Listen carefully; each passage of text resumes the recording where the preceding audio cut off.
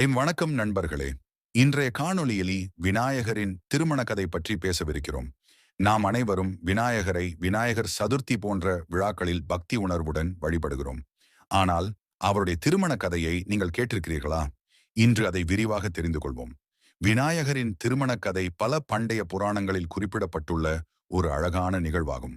விநாயகரின் சகோதரர் கார்த்திகேயர் தனது உடல் அழகாலும் வீரத்தாலும் புகழ் பெற்றவர். ஒரு நாள் விநாயகரும் கார்த்திகேயரும் திருமணத்தை பற்றி விவாதித்தனர்.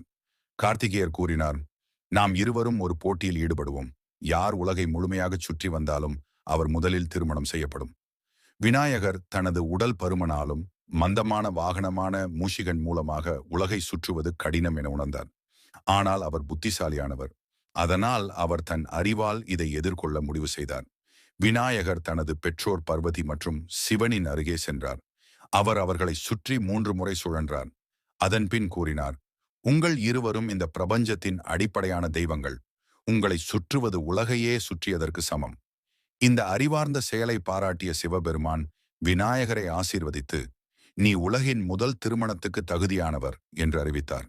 இதனால் விநாயகர் வெற்றி பெற்றார். விநாயகரின் திருமணத்திற்கு 2 பெண்களை தேர்வு செய்யப்பட்டது. சித்தி, அறிவு மற்றும் புத்தி, திறன். இந்த 2 தேவியரும் உலகிற்கு அறிவும் ஆற்றலும் வழங்கும் தெய்வங்கள். இந்த திருமணம் ஒரு பெரிய நிகழ்வாக பண்டைய காலங்களில் கொண்டாடப்பட்டது. விநாயகரின் திருமணம் உலகிற்கு ஒரு புண்ணிய நிகழ்வாக மாறியது. அவர் ஒரு குடும்ப தெய்வமாக விளங்குகிறார். செல்வத்தையும் அறிவையும் வழங்குபவராக வணங்கப்படுகிறார். விநாயகரின் திருமண கதை அவரது அறிவார்ந்த செயல்களை எடுத்துக் கூறுகிறது.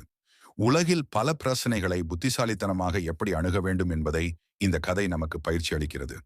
நண்பர்களே, இது விநாயகரின் திருமண கதை. இந்த கதையை நீங்கள் ரசித்து இருக்கீர்கள் என்று நம்புகிறேன்.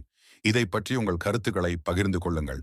மறக்காமல் வீடியோவை லைக் செய்து சேனலுக்கு சப்ஸ்கிரைப் செய்யவும்.